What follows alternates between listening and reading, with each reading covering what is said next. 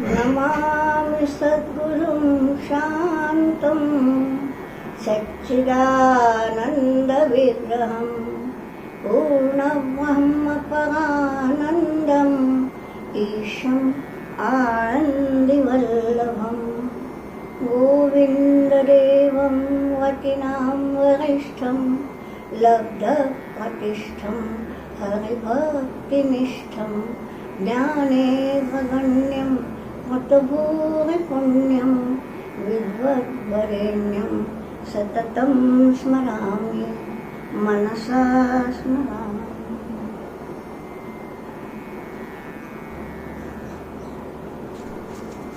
आज हम इसी द्वितीय अध्याय के श्लोक 18 से शुरू करेंगे। इस द्वितीय अध्याय का नाम है सांख्य योग। और सांख्य का अर्थ क्या है? जो कुछ दर्शन इत्यादि जानते हैं उन्हें मालूम होगा कि हमारी परंपरा में षड दर्शन आस्तिक दर्शन कहलाते हैं। आस्तिक का मतलब कि जो वेद का प्रामाण्य मानते हैं उन्हें हम आस्तिक कहते हैं। तो ऐसे सारे आस्तिक दर्शनों में सबसे पुराना दर्शन यदि कोई है तो वो है सांख्य। अब वो सांख्य योग इसका नाम क्यों है? इस दर्शन से कोई मतलब नहीं है। संख्या अर्थ है बुद्धि का, और ये बुद्धि योग है, ज्ञान योग है। तो ज्ञान योग को सांख्य योग कहा गया है।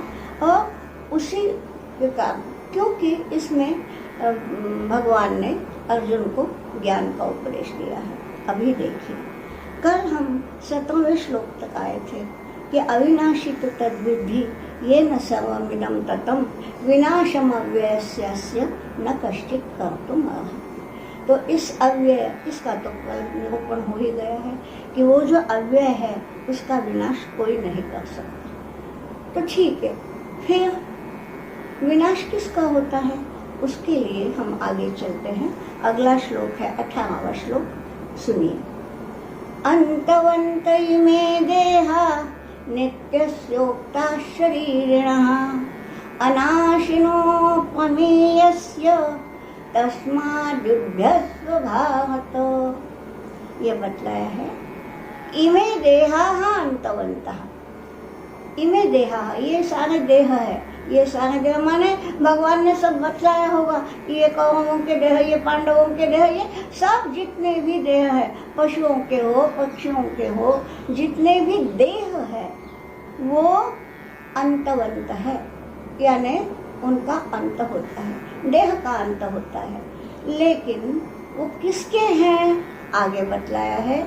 नित्यस्य शरीरिणः, शरीर माने देह, और इनके अंदर जो बैठा है, जो इस शरीर को चलायमान करता है, शरीर की सारी गतिविधियां जिसके कारण होती है वो है शरीरी माने आत्मा।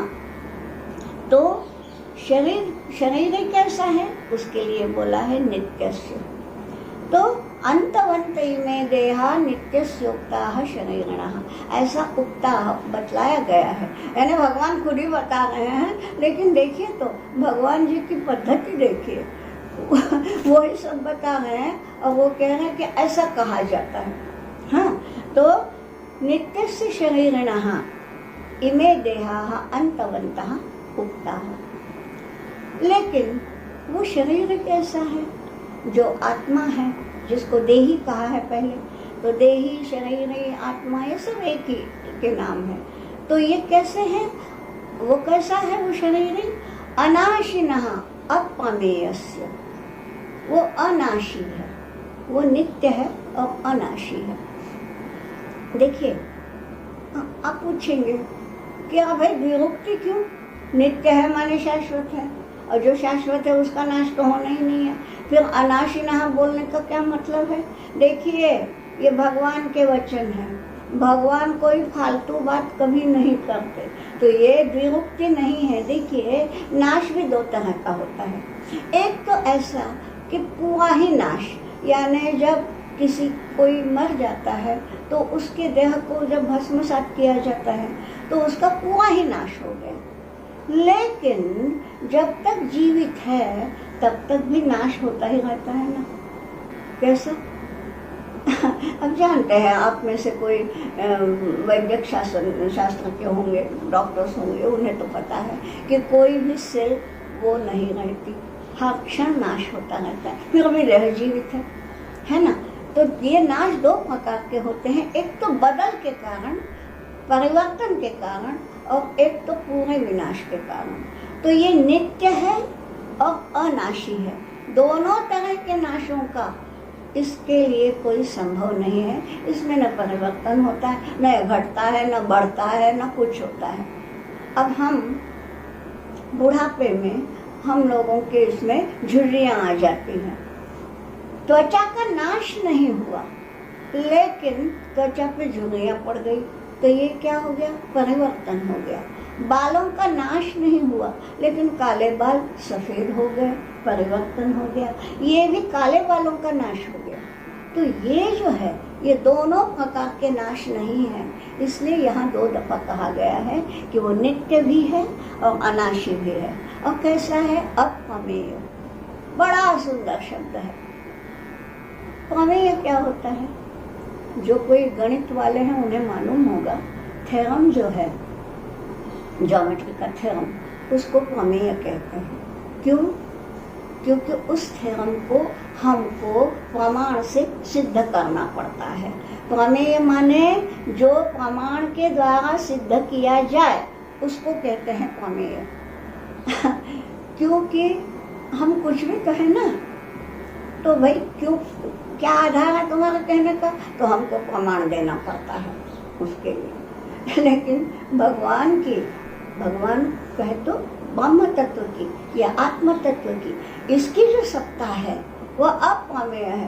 कोई प्रमाण की आवश्यकता नहीं है, ये प्रमेय है ही नहीं, ये है ही, सिद्ध ही है। जो स्वतः सिद्ध है उसके लिए प्रमाण की आवश्यकता नहीं। इसलिए बतलाया गया है अनाशिनः अप्रमेयस्य नित्यस्य शरीरिणः इमे देहाः। सबके भीतर एक ही है। अब आप पूछेंगे सबके भीतर एक कैसे होगा? अब भाई मेरे भीतर की आत्मा और आपके भीतर की आत्मा आपको दिख रहा है ना अलग अलग, मैं खड़ी हूँ आप बैठे हैं, ऐसा कुछ यानी अलग अलग है। अब भाई तो ये खड़ा होना या बैठा होना किसका है? देह का है। आत्म तत्व जो है, चैतन्य तत्व जो है, जिसको हम फिजिक्स की भाषा में एनर्जी कहेंगे, वो तो एक ही है और उसका कोई आकार नहीं, उसका कोई अंत नहीं, उसका कोई नाप नहीं, और वो अप्रमेय है, यानी प्रमाण से सिद्ध नहीं करना पड़ता कि इसमें एनर्जी है। अब देखिए, इस कमरे में पंखा चल रहा है, लाइट जल रहा है। अब ये क्या है? ये ट्यूबलाइट जो है वो प्रकाश दे रही है, पंखा जो है वह हवा दे रहा है। हमको लगता है कि पंखा हवा दे रहा है। पंखे में है क्या ताकत हवा देने की? यदि ये पंखा दुकान में है, वहाँ से हम खरीद के लाते हैं, तब वो हवा देता है क्या? अच्छा फिट भी कर लिया तो भी जब तक विद्युत प्रवाह नहीं है तब तक क्या वो पंखा हवा देगा? नहीं देगा। ये ट्यूबलाइट है, प्रकाश दे रही है, लेकिन क्या ये ट्यूबलाइट में इतनी शक्ति है, इतना सामर्थ्य है कि वो देगी? नहीं। ये ट्यूबलाइट क्या और पंखा क्या? और देखिए ना, पंखा हवा दे रहा है, ट्यूबलाइट प्रकाश दे रही है। हमारा फ्रिज है, वो वस्तुओं को ठंडा करता है। हमारा हीटर है, वो वस्तुओं को गर्म करता है। सब अलग अलग कार्य है, गर्म करना, ठंडा करना, हवा देना, प्रकाश देना। कार्य अलग है, एनर्जी एक ही है, वो है विद्युत प्रवाह, वो है चैतन्य, और वो अनाशी अप्रमेय है।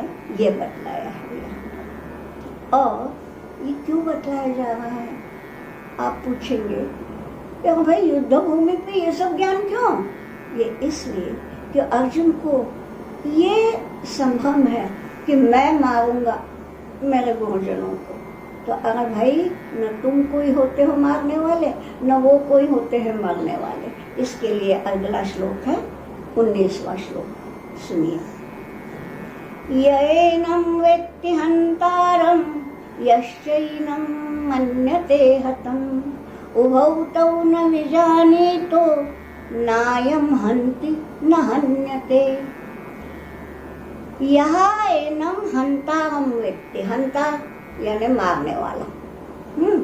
यहाँ एनम हंतारम व्यक्ति, व्यक्ति यानी जानता है, यानी जो कोई इसको हत्यारा समझ रहा है, इसको आत्मा को। यश्च एनम मन्यते हतम, और जो कोई इसको हत समझता है यानी मरा हुआ समझता है, यानी एक मारने वाला एक मरने वाला, ऐसा हम समझते हैं। ये कोई मार रहा है, ये कोई मर रहा है।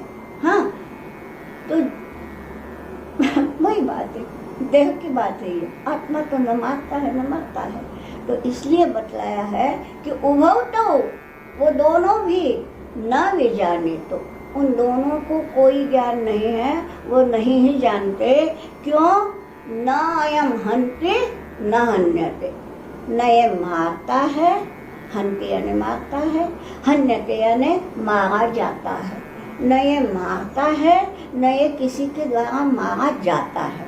तो उभौ तो न विजाने, तो ये पहले ही बता दिया है कि सर्वोपनिषदो गाओ, और ये जो दुग्धम गीतामृतम महत्, तो ये जो है ना, ये कल्पना सबसे पहले कठोपनिषद में आई है। कठोपनिषद का मंत्र है हंता चेन्मन्यते हन्तुम, हतश्चेन्मन्यते हतम, उभौ तौ न विजानीतो नायं हन्ति न हन्यते। इस मंत्र की जो दूसरी पंक्ति है, यानी तीसरा और चौथा चरण है, ये जो का त्यों यहाँ लिया है, क्योंकि उसमें फर्क करना आवश्यक ही नहीं है। यहाँ बताया है कि जो कोई उसको मारने वाला या मारा जाने वाला समझता है, ये दोनों अज्ञानी है। मतलब अर्जुन, तुम अज्ञानी हो, तुम समझ रहे हो ना कि मैं मारूंगा और ये मर जाएंगे, ये होता ही नहीं, क्योंकि ये न मारा जाता है किसी के द्वारा और न ये मारता है। फिर ये है क्या? ये आत्मा तत्व कैसा है?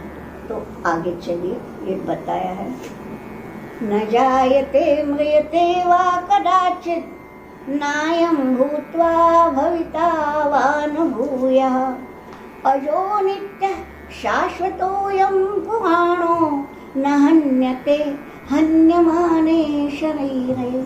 क्या बतलाया है? ये जो है ना, ये आत्मा तत्व जो है, न जायते न म्रियते। जायते माने पैदा होना, म्रियते मरना। ये आत्मा तत्व जो है, ये आत्मा न पैदा होती है न मरती है। पैदा होता है शरीर, मरता है वही शरीर। तो न जायते म्रियते वा कदाचित। कदाचित का वो अर्थ नहीं लेना जो हम मराठी में या हिंदी में लेते हैं। मराठी में कदाचित का अर्थ लिया जाता है शायद, वो नहीं है अर्थ यहाँ। कदा यानी कभी, कभी भी, कदाचित माने कभी भी। ये कभी भी न जायते, कभी भी न म्रियते। ये आत्मा जो है, ये कभी भी न पैदा होती है न ये मरती है। अब भाई मरेगा वही ना जो पैदा हुआ, जो पैदा ही नहीं हुई वो कैसे मरेगी? वो तो अनादि है, अनंत है, वो तो चलती ही रहेगी। तो नायम भूत्वा भविता वा न भूयः, ऐसा भी नहीं है कि भूत्वा यानी एक दफा हो करके, भूयः भविता, भूयः यानी फिर से, एक दफा हो के फिर से होता है। यानी कैसे कि हम मान लीजिए कि हमने गमले में कोई पौधा लगाया है, तो पौधा लगाया है माने पौधे का वहाँ तो है ही वो, लेकिन फिर क्या होता है, उसमें अंकुर आता है, मतलब जायते, पैदा हुआ, बाद में फूल आता है। यानी क्या हुआ, पहले अंकुर, फिर उसका बढ़ना, फिर फूल, यानी भूयः भविता, एक दफा होने के बाद फिर से होना। या ये भी हम कहेंगे कि इसका एक बात है, ये जो मैं अर्थ बता रही हूँ, ये अधिकांश विद्वानों ने यही अर्थ लिया है, जैसे रामसुखदास जी महाराज या लोकमान्य तिलक या विनोबा, इन्होंने ऐसा ही अर्थ लिया है। लेकिन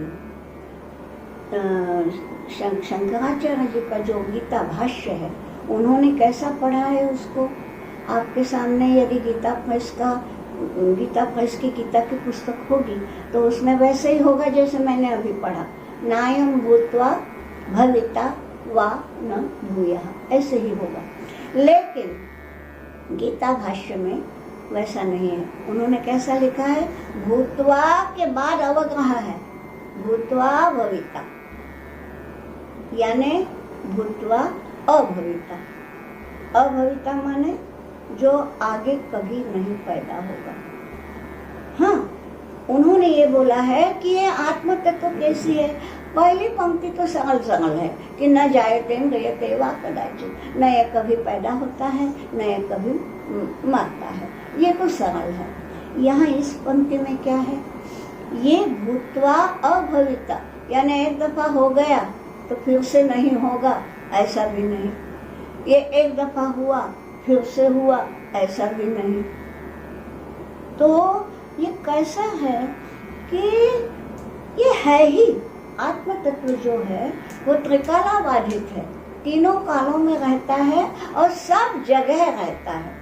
ऐसा यानी दिशा, ऐसी कोई दिशा नहीं कि जहाँ वो नहीं, ऐसा कोई कालखंड नहीं कि जब वो नहीं। तो दिक काल अतीत, दिशाओं का और काल का बंधन इसको नहीं है। तो कैसा है वो, अगली पंक्ति बताती है, अजो नित्य अजह। अजह माने जब जन्म लेने के लिए कहते हैं। जैसे हम कमल को सरोज कहते हैं, क्यों भाई सरोज, सरस माने सरोवर, तालाब, तालाब में जन्म लेता है इसलिए वो सरोज। तो ज आया वहाँ पे, उसका मतलब है जन्म लेना। ये अजह है। अज माने जिसका कभी जन्म ही नहीं होता। जन्म ही नहीं होता मतलब अगर वो है ही ना, जो है उसका फिर से जन्म कैसे होगा। तो इसलिए ये अजह नित्यः शाश्वतः पुराणः। अब पुराण का मतलब क्या है, हिंदी में हम पुराण यानी एक तो पुराण वाङ्मय को बोलते हैं, जैसे विष्णु पुराण, पद्म पुराण इत्यादि, या पुराना हो गया, उसके लिए हम पुराण शब्द ये करते हैं कि भाई ये पुराण पंथी है, माने इसकी विचारधारा पुरानी है। यहाँ शंकराचार्य जी ने अपने गीता भाष्य में बहुत ही सुंदर अर्थ बताया है। पुरा अपि नवः, पुरा पहले के ज़माने में, यानी बहुत पहले जब हम नहीं थे, हम तो छोड़िए, ये सृष्टि ही नहीं थी उसके पहले से। लेकिन नवः, आज भी नया का नया है, ताज़ा का ताज़ा है न, उसमें बुढ़ापा नहीं आया।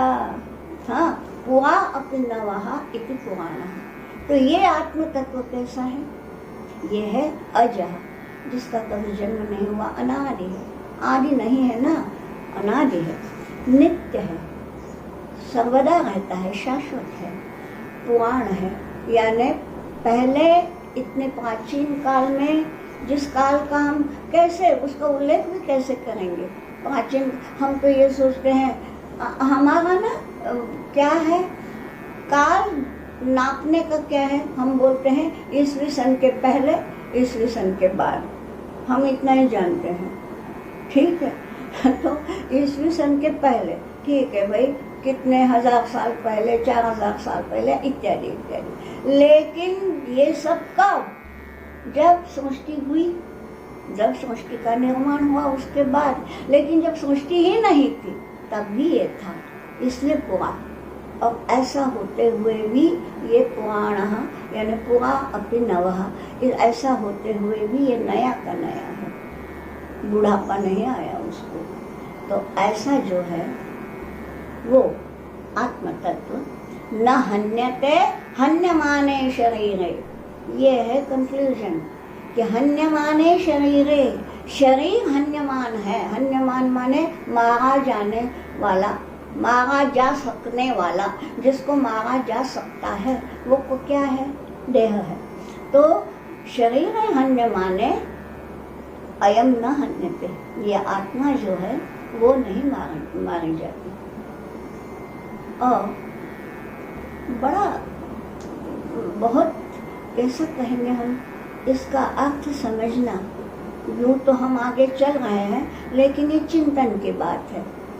अभी हम आगे चलेंगे, लेकिन इसके बाद भी इस श्लोक पर घर में जाकर के चिंतन करना आवश्यक है कि कैसा है आत्म तत्व। तो देखिए, ये भी कठोपनिषद में आया ही हुआ है कि न जायते म्रियते वा विपश्चित नायम कुतश्चित न बभूव कश्चित। नायम कुतश्चित, कुतश्चित यानी कहीं से आया है ऐसा नहीं। अब वो सब जगह है ना, कहाँ से आया। हम यदि कहते हैं कि ये आदमी बम्बई से आया, तो क्यों? क्योंकि पहले बम्बई में था तो यहाँ नहीं था, अब यहाँ आया है तो नेचुरली वो बम्बई में नहीं है। लेकिन ऐसा नहीं है ये आत्म तत्व। कुतश्चित न, कहीं से आया है ऐसा नहीं, सब जगह है, सर्वव्यापी है, सर्वांतर्यामी है। तो वो अजो नित्य शाश्वतोयम पुराणो, ये सब ऐसा कठोपनिषद में भी कहा गया है। फिर क्या बतलाया आगे चल के, गीता जी ने भी बतलाया है। 15वें अध्याय में बतलाया है, ममैवांशो जीवलोके जीवभूतः सनातनः। मेरा ही अंश है जीवलोके। ये जितने जीवलोक दिख रहे हैं ना, जीव यानी जितने भी जीवित प्राणी हैं, न केवल मनुष्य प्राणी, सारे प्राणी, वो हाथी जैसा बड़ा प्राणी हो या चींटी जैसा छोटा प्राणी हो, सबके भीतर जो चैतन्य तत्व है, ममैव अंशो, वो मेरा ही अंश है। और वो जीवभूत है, या वो जीव हो गया है उसका नाम। जब तक इस देह में है तब तक हम कहेंगे जीवात्मा, लेकिन वो है कैसा? सनातन। ये सनातन शब्द भी बड़ा मजेदार है। खैर 15वां अध्याय आएगा तब तो बताएंगे ही, लेकिन एक बात बताऊं, ये तन शब्द जो आता है ना, समय बताता है। चिरंतन यानी चिरकाल टिकने वाला, पुरातन यानी जो पहले था अभी नहीं है, अद्यतन यानी जो आज है पहले नहीं था। यहाँ बोला है सनातन। सना का मतलब है नित्य। सनातन माने नित्य रहने वाला। तो ये ममैवांशो जीवलोके जीवभूतः सनातनः, ये खैर आगे बतलाया है, लेकिन यही इस आत्म तत्व की सही परिभाषा है। क्या बतलाया है आगे? अगला श्लोक लेंगे हम, 21वां।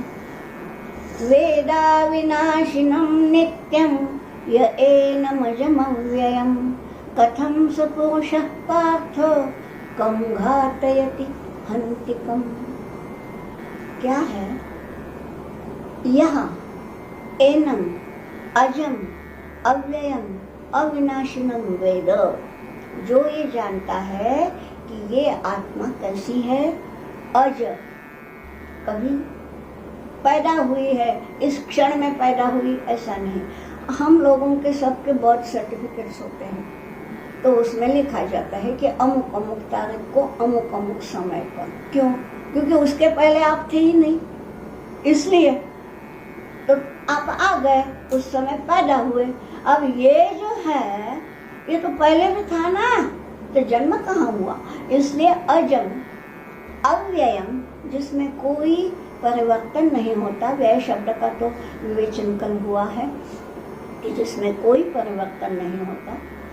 अजम अव्ययम अविनाशिनम नित्यम, यह वेद, जो जानता है, जो कोई इस प्रकार का जानता है।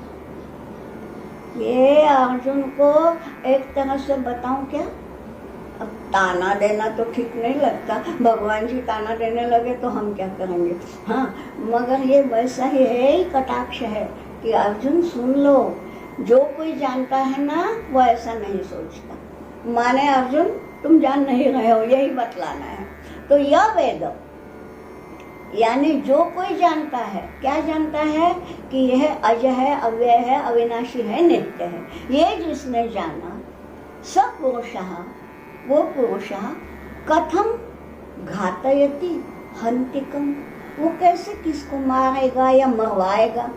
हंति यानी मारता है, और घातयति यानी दूसरे के द्वारा मरवाता है। ठीक है, तो जो जानता है कि अरे भाई इसको ये तो कभी समाप्त होने ही वाला नहीं है, क्योंकि ये कभी पैदा ही नहीं हुआ, तो उसको कैसे मारेगा और दूसरे के द्वारा भी कैसे मरवाएगा।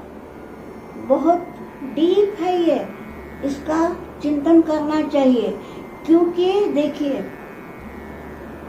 अविनाशी है, माने मृत्युहीन है, नित्य है, विकारहीन है, विकार यानी परिवर्तनहीन है, अज है, जन्महीन है, अव्यय है, क्षयहीन है, जिसका क्षय नहीं होता। अब ऐसा जो आत्म तत्व है उसको मारना क्या संभव है? नहीं ना। लेकिन ये जो जानेगा वही सोचेगा। वरना, अब वरना क्या है ये भगवान ने नहीं कहा, इसी को साहित्य शास्त्र में व्यंजना कहते हैं, सूचित करना। It's not an expression, it's a suggestion कि भैया तुम जानते नहीं हो इसलिए सोच रहे हो कि मैं मारूंगा वो मरेंगे। अरे भाई, कौन मरने वाला है और कौन मारने वाला है? ठीक है, और इसके लिए इसका अधिक स्पष्ट, बहुत ही अच्छा, ये तो जिनको दूसरा अध्याय कंठस्थ नहीं भी होगा उन्हें भी शायद ये श्लोक कंठस्थ होता है, बहुतों को होता है। वासांसि जीर्णानि यथा विहाय नवानि गृह्णाति नरोपराणि तथा शरीराणि विहाय जीर्णान्यन्यानि संयाति नवानि देहि। कईयों को ये बिल्कुल कंठस्थ होगा। क्या बतलाया है? यथा नरः, जिस प्रकार कोई आदमी जीर्णानि वासांसि विहाय, वासांसि यानी वस्त्र, हमारे कपड़े वो जीर्ण हो गए, पुराने हो गए, तो क्या करते हैं हम? विहाय, उन्हें छोड़ देते हैं। तो पुराने कपड़े छोड़ करके, यथा जिस प्रकार, नरः अपराणि नवानि गृह्णाति, जिस प्रकार मनुष्य नए, अपर माने दूसरे नए कपड़े पहन लेता है। भाई आज ये है, ये मेरी साड़ी फट गई है, तो ये जो साड़ी फट गई है तो इसके लिए ये नहीं करना, मतलब अब ये नहीं पहनना, तो इसको ना पहनते हुए दूसरी साड़ी पहन लूँगी। ये मेरे मन में आता है, मैं फटी नहीं पहनूंगी। ठीक है, तो जीर्णानि वासांसि विहाय यथा नरः अपराणि गृह्णाति, गृह्णाति माने ग्रहण करता है, तथा उसी प्रकार जीर्णानि शरीराणि विहाय, उसी प्रकार जो शरीर जीर्ण हो गया है, बूढ़ा हो गया है, शक्तिहीन हो गया है, तो उसको विहाय, उसको छोड़ करके ये आत्म तत्व जो है, ये आत्मा जो है, वो क्या? देही, देही बोला है यहाँ पे, देही यानी देह में रहने वाली आत्मा। तो उसी प्रकार ये देही, ये आत्मा अन्यानि नवानि संयाति, दूसरे नए कुछ, जिस प्रकार नए वस्त्र पहनते हैं उसी प्रकार वो नया देह धारण करता है। ये देह क्या है? वस्त्र ही तो है। वस्त्र क्या करता है? ढांकता है, शरीर को ढांकता है। उसी प्रकार इस शरीर के अंदर जो है आत्म तत्व है, उस आत्म तत्व को किसने ढांका है? हमारा देह ने। इसलिए ये देह भी उसका वस्त्र ही तो है।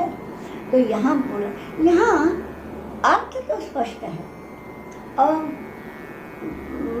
शायद ये श्लोक कईयों को कंठस्थ भी होगा, उसका अर्थ भी ज्ञात होगा, तो अर्थ नहीं बताती, लेकिन यहाँ दो शब्दों के ऊपर मुझे ध्यान दिलवाना मैं चाहती हूँ। नरः अपराणि नवानि वासांसि गृह्णाति, गृह्णाति माने ग्रहण करता है, ग्रहण करता है माने क्या करता है? हम यही हैं, बस ये वस्त्र फेंक दिए, दूसरा धारण कर दिए, हम अपनी जगह नहीं छोड़ते, है ना। तो इसलिए वहाँ शब्द आया है गृह्णाति, गृह्णाति माने ग्रहण करना। लेकिन ये देही जो है, देही नवानि संयाति, संयाति माने जाता है। ये वस्त्र छोड़ देता है, वस्त्र यही रहता है। आत्मा का वस्त्र माने वही देह, देह यहीं पड़ा रहता है और उस वस्त्रों को वहीं छोड़ के आत्मा ही निकल जाता है दूसरा देह की तरफ। हम लोग क्या करते हैं, वस्त्रों को फेंक देते हैं, हम वही हैं, है ना। लेकिन आत्मा क्या करती है, वस्त्रों को तो छोड़ देती है, यही आत्मा संयाति दूसरी जगह निकल जाती है। अब आया ना प्रश्न, संयाति बोलना माने जाना। अब जाते कहाँ हैं हम, जहाँ हम पहले नहीं हैं वहीं जाते हैं ना। अब यह आत्मा तत्व तो सब जगह है, अब वो कहाँ जाएगा। तो ये जो है वो इस अर्थ से लिया है कि उससे तादात्म्य हो जाता है, यानी आत्म तत्व ने इस देह के साथ जो तादात्म्य था उसको छोड़ दिया तो देह यहीं पड़ा रह गया और आत्म तत्व ने दूसरे किसी देह से तादात्म्य पा लिया। जाता है माने है नहीं, आत्म तत्व तो है ही, सभी जगह है, कहाँ नहीं है।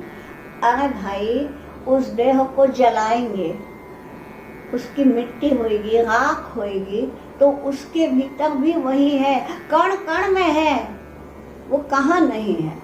लेकिन फिर भी चैतन्य जो है, चैतन्य तत्व जो है, वो चैतन्य तत्व ये इस देह को छोड़ के दूसरे देह तक जाता है, इसलिए बतलाया है संयाति। बाकी तो इसका अर्थ बहुतांश लोग जानते ही हैं, तो यहाँ हम ज़्यादा नहीं रहेंगे, आगे चलते हैं।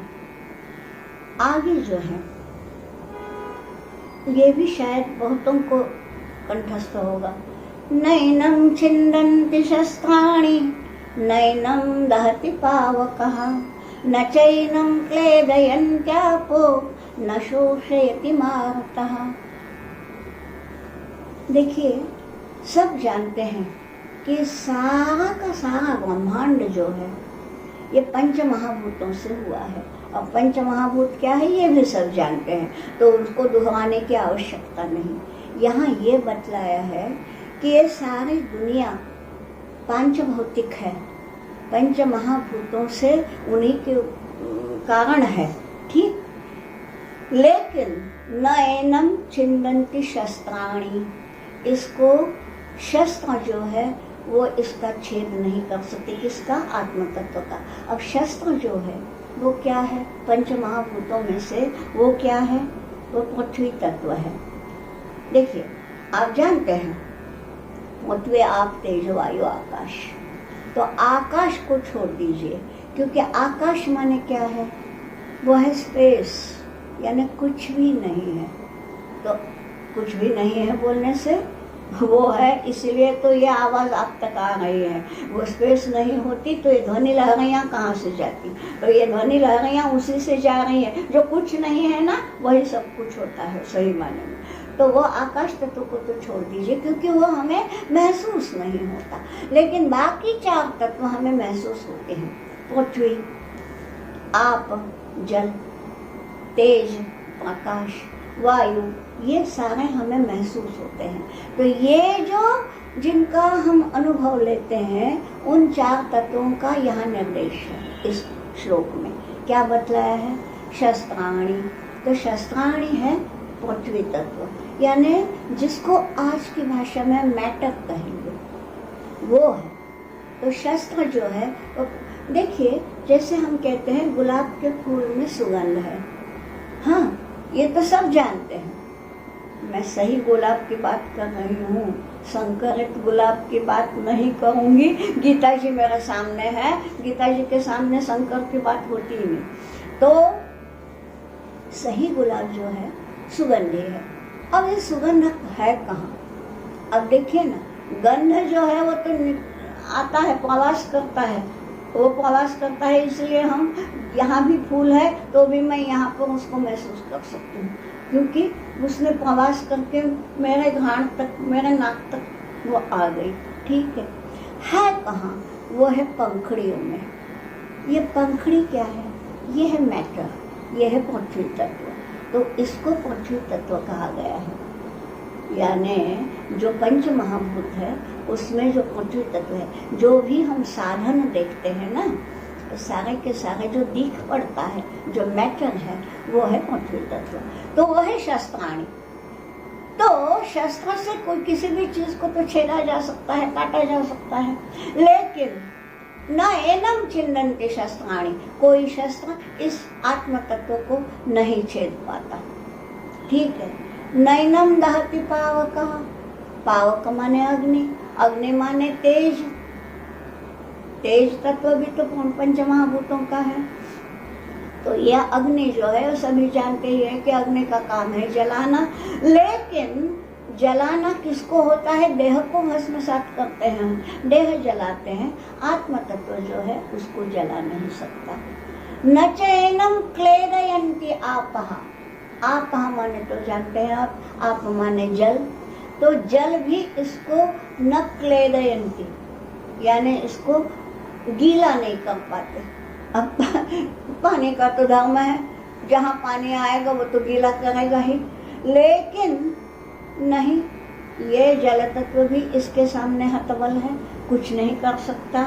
न शोषयति मारुतः, मारुत माने वायु तत्व, तो वायु तत्व भी इसको सुखा नहीं सकता।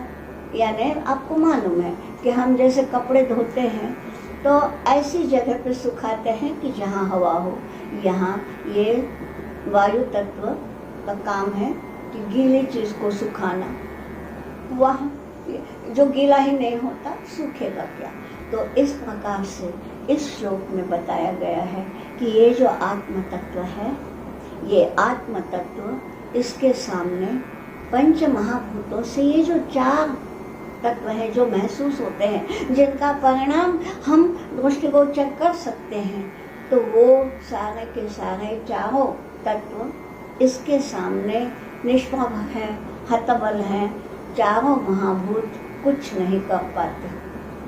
मुझे लगता है कि अब समय हो चुका होगा, तो आज के लिए मैं यहीं पे रोक देती हूँ। फिर से कल मिलेंगे ही, और आगे चल के यही जो आत्म तत्व का निरूपण है, जो आत्म तत्व का विवेचन है, उसको आगे ले जाएंगे। तब तक के लिए देखिए, वसुदेव सुतं देवं कंसचाणूरमर्दनं देवकी परमानन्दं कृष्णं वन्दे जगद्गुरुं योगेशं सच्चिदानन्दं वासुदेवं व्रजप्रियं धर्मसंस्थापकं वीरं कृष्णं वन्दे जगद्गुरुम्।